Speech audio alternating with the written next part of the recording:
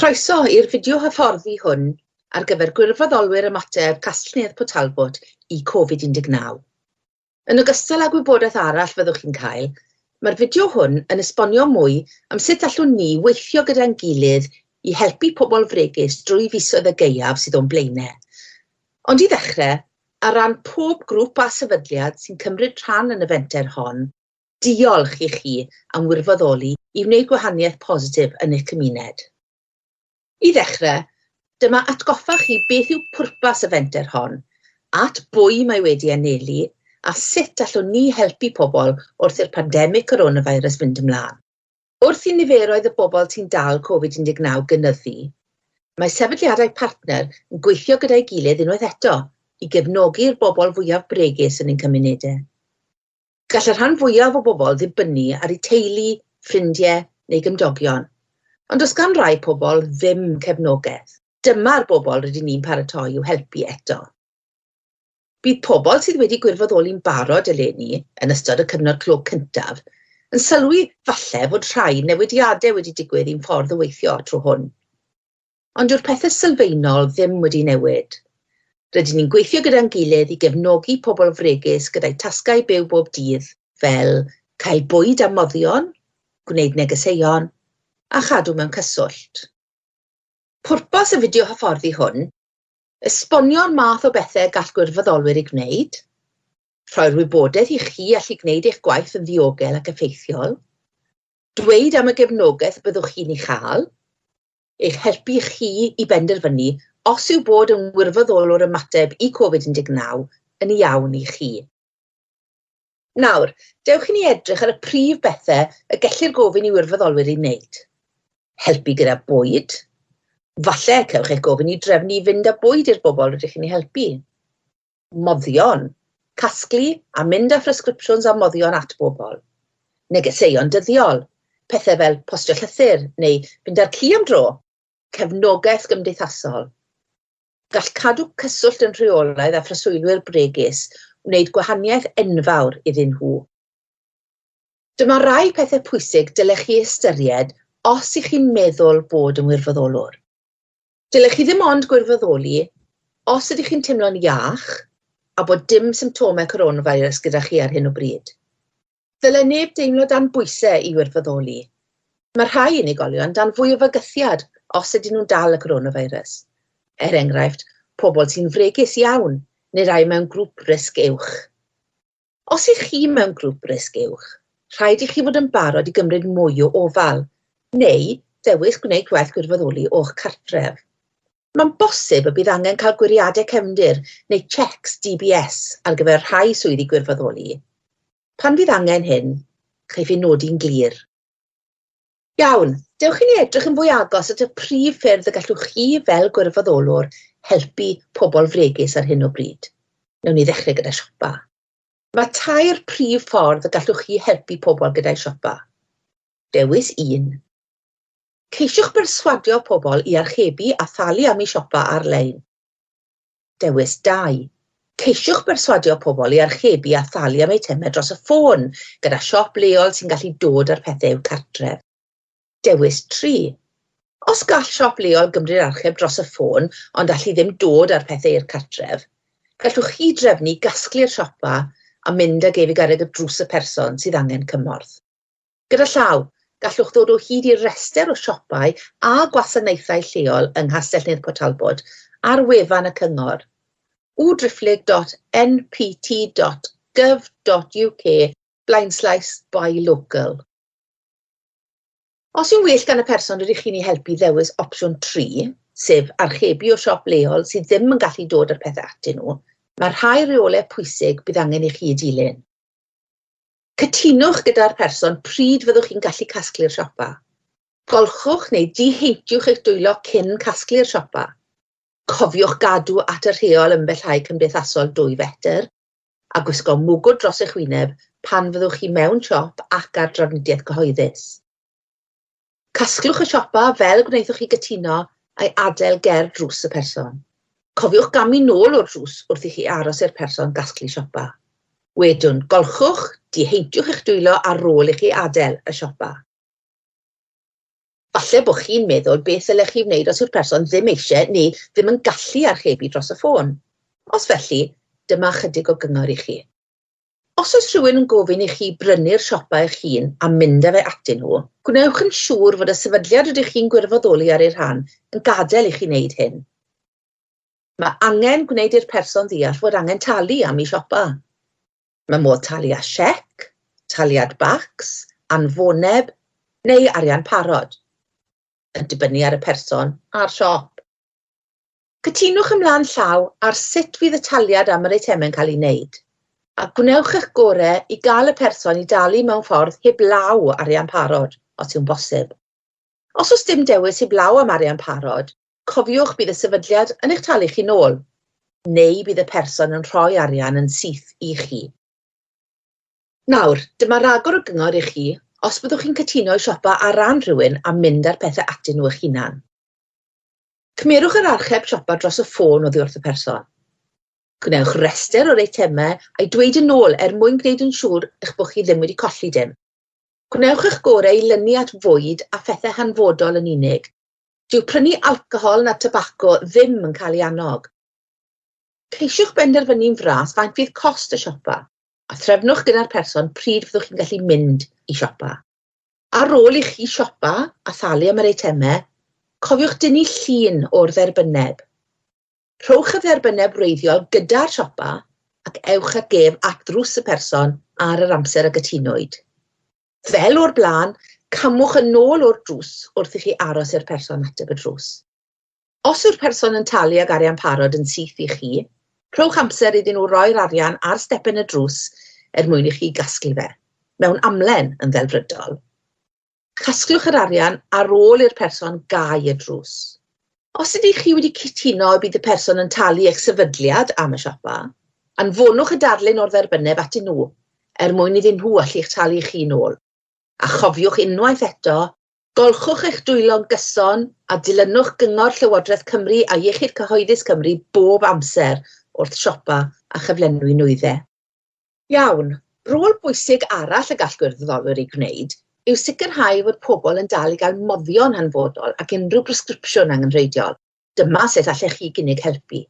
Ceisiwch berswadio'r person i drefnu fod y fferyllfa'n mynd â moddion a thybledu i'w cartref. Os nad yw fferyllfa'n gallu cyflenwi, gallwch chi gasglu. Ond dim ond os yw'r person yn cytuno i hyn ymlaen llaw gyda'r fferyllfa. Mae angen mynd â moddion at ddrws person gan ddilyn yr un drefn a phroses diogelwch ac oedd yn digwydd ar gyfer siopa. Mae hyn yn cynnwys golchi eich dwylo cyn ac ar ôl mynd ar pecyn a chamu nôl o'r drws. Gadewch i gydlynydd eich sefydliad wybod os ydych chi'n cael unrhyw anhawster wrth ddarparu'r gwasanaeth, sgwelwch yn dda. Mae rhoi cefnogaeth gyda bywyd bob dydd yn rhywbeth allweddol bydd cannoedd o wirfoddolwyr ni'n wneud i helpu eu cymdogion ar draws Castell Nedd Port Talbot. Nawr, ymlaen â ni at bethau eraill y gallech chi gael cais i helpu gyda nhw. Fe newn ni alw'r rhain yn negeseuon bob dydd. Fe allan nhw gynnwys helpu i siopa am bethau hanfodol eraill, mynd â llythyron i'w postio, mynd â chi rhywun mas am dro. Cofiwch, os ydych chi'n pryderu am dasg y gofynnwyd i chi wneud, ffoniwch y person cyswllt yn eich sefydliad, os gwelwch yn dda. Fel gwirfoddolwr, mae hawl gyda chi i wrthod gwneud tasg os ych chi ddim yn meddwl i bod hi'n addas. Dyn ni ddim yn cynghori neb i fynd mewn i gartre person os oes modd peidio. Ond mewn sefyllfa eithriadol, os oes rhaid i chi fynd i mewn i'r tŷ ac ych chi'n fodlon gwneud hynny, dyma ein cyngor ni. I ddechrau, gwnewch yn siŵr fod dim symptomau COVID-19 gan neb yn y tŷ. Os oes symptomau gan rhywun, gofynnwch am gyngor eich cydlynydd cyn gwneud dim byd pellach. Gofynnwch i'r person fynd i'r stafell arall bob amser. Golchwch neu diheintiwch eich dwylo cyn mynd i mewn. Dilynwch gan llawiau Llywodraeth Cymru a Iechyd Cyhoeddus Cymru bob amser. Arhoswch o leiaf 2 fetr oddi wrth bob preswylydd a gwisgwch orchudd dros eich gwyneb. Rhowch yr eitemau ble bydd y preswylydd yn dweud wrth eich am wneud. Wedyn, dwedwch wrth y person eich bod chi'n gadael a gofynnwch iddyn nhw aros yn yr ystafell aras nes eich bod chi wedi mynd. Golchwch neu diheintiwch eich dwylo ar ôl i chi adael. Mae rhoi cefnogaeth gymdeithasol yr un mor bwysig a roi help ymarferol i bobl fregus a phobl sy'n ar eu pennu hunain ar hyn o bryd. Fel wedon ni, bydd cadw mewn cyswllt a gwneud yn siŵr eu bod nhw'n iawn yn sicrhau fod pobl yn cael gofal. Dyma ambell i awgrym am eich rôl chi wrth roi cefnogaeth gymdeithasol. Cadwch mewn cyswllt rheolaidd gyda phobl. Holwch ydyn nhw'n iawn ac yn gofalu amdanyn nhw hunain. Holwch sut maen nhw'n teimlo a sut maen nhw'n ymdopi. Ceisiwch chi gael nhw i ddweud beth sy'n rhoi gofid iddyn nhw. Dwedwch yr hyn ddwedon nhw nôl wrthyn nhw yn eich geiriau chi eich hunan i ddangos eich bod chi'n deall. Tynnwch y person i sgwrsio am eu syniadau, eu diddordebau, gweithgareddau hamdden. Gwnewch nodyn o unrhyw gais maen nhw'n ei wneud a'r pethau rydych chi wedi cytuno i'w gwneud. Os byddwch chi'n penderfynu y byddwch chi'n hoffi cadw mewn cyswllt â rhywun dros y ffôn, rhaid i chi ofyn am eu caniatâd a chael hawl ganddyn nhw cyn rhannu rhifau. Gallwch ddal ati gynnig cefnogaeth wyneb yn wyneb, hyd yn oed os byddwch chi neu'r preswylydd ddim eisiau siarad dros y ffôn. Wrth i chi roi'r math hwn o gefnogaeth gymdeithasol, falle byddwch chi'n gweld fod angen mwy o help. Enghraifft, rôl cefnogaeth gymdeithasol. Os ydych chi'n teimlo bydde rhywun yn elwa o gael cyfaill ar y ffôn neu gefnogaeth gwasanaethau arbenigol, cofiwch godi hyn gyda'ch cydlynydd. Hefyd, os ydych chi'n teimlo pryder o ran diogelu neu lesiant, neu os ydych chi'n becso mewn unrhyw ffordd am rywun, siaradwch gyda'r person cyswllt yn eich sefydliad. Fel arall, cysylltwch a'r rhifau a ddangosir ar y sgrin ar gyfer tîm trothwy'r gwasanaethau cymdeithasol a'r tîm bris a ddyletswydd. Neu ffoniwch 999 os oes perygl yn y fan ar lle. Gadewch i ni ganolbwyntio arnoch chi nawr. Felly, beth sy'n disgwyliedig oddi wrth wirfoddolwyr ymateb i COVID-19? Addo cefnogi preswylwyr ydych chi wedi eich paru am nhw. Rhaid i chi allu dilyn canllawiau a chyfarwyddyd oddi wrth eich sefydliad. Gallu gwneud penderfyniadau cyfrifol a chynnig cefnogaeth emosiynol ac ymarferol. Deall a chredu mewn cydraddoldeb cyfle a pheidio a gwahaniaethu. Mae'n rhaid i chi aros cartre os ych chi'n teimlo'n anhwylus. Cytuno shwt gall rhywun dalu am ei siopa ymlaen llaw. Byddwch chi ddim yn gofyn am fanylion personol oddi wrth neb. Byddwch chi'n gofyn am help neu'n trefnu gyda rhywun arall os byddwch chi ddim yn gallu gwneud tasgau ydych chi wedi cytuno i'w gwneud. Byddwch chi ddim yn torri'r gyfraith. Bydd unrhyw weithgareddau troseddol neu anghyfreithlon sy'n digwydd pan byddwch chi'n gwirfoddoli yn cael ei reportio i'r heddlu. Fel y soniwyd nawr, mae disgwyl i bob gwirfoddolwr fod wedi addo i hybu cyfleoedd cyfartal. Gan gyfeirio at ddeddf cydraddoldeb 2010, rhaid i ni wneud popeth allwn ni i sicrhau fod pobl yn cael eu trin yn deg pan byddwn ni'n ystyried oedran, anabledd, ailbennu rhywedd, hil, crefydd neu gred, rhyw, cyfeiriadaeth rhywiol, priodas a phartneriaeth sifil, beichiogrwydd a mamolaeth. Fel y gallwch ddeall, mae angen gosod ffiniau a chanllawiau clir ar gyfer pob gwirfoddolwr. Mae nhw yno nid yn unig i'ch helpu chi, ond i helpu pobl i ddeall pa fath o help allwch chi gynnig. Meddyliwch, beth fydde'r gwahaniaeth rhwng ffrind a gwirfoddolwr ymateb Castell Nedd Port Talbot i COVID-19? Fel gwirfoddolwr ymateb Castell Nedd Port Talbot i COVID-19, rydych chi'n cynrychioli'r sefydliad rydych chi'n gwirfoddoli ar ei ran. Meddyliwch bob amser am beth allai ddigwydd oherwydd eich ymddygiad chi a pha argraff mae'n ei roi. Hyd yn hyn, ni di sôn am bethau dylech chi fer gwirfoddolwr fod ni ystyried a pethau dylech chi fod yn barod i'w gwneud. Nawr, mae'n bryd trafod pethau dylech chi osgoi i gwneud. Peidiwch, os gwelwch yn dda, mynd i mewn i gartre rhywun, oni bai bod hynny wedi drefnu a'i gytuno ymlaen llaw. Gwneud unrhyw bethau ymarferol sydd ddim wedi cael eu cytuno ymlaen llaw. Rhoi eich rhif ffôn neu gyfeiriad, oni bai, fel y dwedwyd yn barod, eich bod chi'n cytuno i wneud hyn gyda'r unigolyn. Anfon neges destun at y preswylydd. Oni bai eich bod chi a'r person yn cytuno i gyfathrebu fel hyn. Cysylltu â'r person ar y cyfryngau cymdeithasol. Cael eich temptio i roi cyngor. Nid rôl ymgynghorol yw hon. Trafod arian neu daliadau. Oni bai fod hynny wedi drefnu a'i gytuno ymlaen llaw. Rhannu data personol pobl ac unrhyw un y tu fas i'ch grŵp neu sefydliad. Fel gwirfoddolwr ymateb i COVID-19, byddwch chi'n cefnogi unigolion bregus. Ystyr bod yn fregus yw bod nhw'n agored i gael pobl yn cymryd mantais ohonyn nhw, eu targedu neu camdrin nhw. Mae eich rôl fel gwirfoddolwr hefyd yn rôl ddiogelu. Mae'n golygu gwarchod plant neu oedolion bregus rhag cael eu camdrin neu gael eu hesgeuluso. Dylech chi gydnabod unrhyw pryderon diogelu a dweud wrth eich cydlynydd amdanynt. Cofiwch, mae diogelu'n gyfrifoldeb ar bawb. Mae sawl math o gamdrin dylech chi fod yn ymwybodol ohonyn nhw a chadw llygad amdanyn nhw. Maen nhw'n cynnwys camdrin ariannol.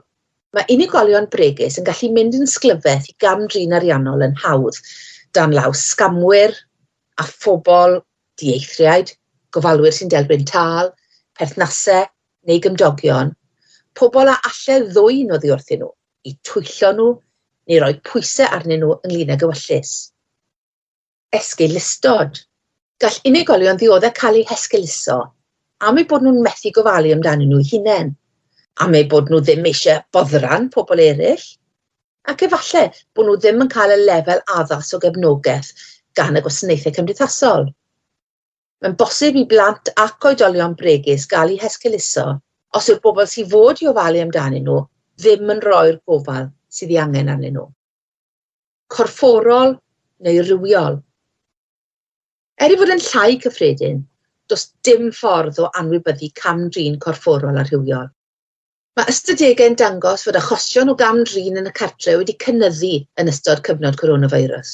Gwrandewch am arwyddion, fel sŵn yn y cefndir pan fydd person ar y ffôn. Emosiynol neu seicolegol. Mae niwed emosiynol neu seicolegol yn dod oherwydd fod rhywun wedi dioddau mathau eraill o gamdrin, a gall ddigwydd ar ei ben ei hun hefyd. Er bod hwn yn gallu bod yn anodd i'w weld, gwrandewch am arwyddion fel tinco ofn yn llais y person. Wrth ystyried diogelu, dyma rai pwyntiau paid a rhaid hanfodol. Mae diogelu'n gyfrifoldeb ar bawb. Rhaid bod yn ymwybodol o arwyddion camdrin, dod yn ymwybodol o sut fath o berthynas sydd rhwng pobl, gwrando a gofyn cwestiynau agored, cofnodi unrhyw bryderon ar y cyfle cyntaf, dweud wrth eich cydlynydd am unrhyw bryderon ar y cyfle cyntaf, cysylltu â'r gwasanaethau brys pan fydd perygl yn y fan ar lle i'r unigolyn bregus. Paid, neidio i ganlyniad neu dybio rhywbeth, derbyn yr hyn a ddywedir ar ei olwg arwynebol, ceisio taclo pethau ar eich pen eich hun. I grynhoi, dyma 3 cham i'w dilyn wrth fynd ati i ddiogelu. Dylech chi gadw rhain mewn cof bob amser. Cam 1, gwrandewch. Peidiwch â chynhyrfu, wnewch yn siŵr eich bod chi'n deall, peidiwch ag awgrymu. Cam 2, dywedwch am eich pryderon diogelu. Cysylltwch â'ch cydlynydd yn eich sefydliad, neu cysylltwch â'r rhifau ar y sgrin ar gyfer y tîm trothwy gwasanaethau cymdeithasol neu'r tîm argyfwng ar ddyletswydd. Neu ffoniwch 999 os oes perygl yn y fan ar lle. Cam 3. Cofnodwch eich pryderon diogelu. Ysgrifennwch ar bapur yn union beth gafodd ei ddweud neu beth welsoch chi. Yn olaf, cofiwch, rhaid iechyd ddod gyntaf.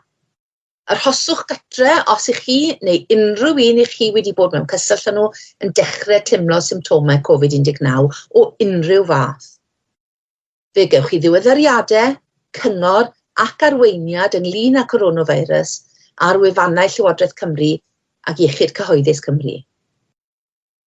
Os ydych chi ddim wedi cysylltu eto ynglŷn â gwirfoddoli, a'ch bod chi eisiau gwybod mwy, Anfonwch e-bost os gwelwch yn dda at volunteering@npt.gov.uk neu volunteer@nptcvs.org.uk.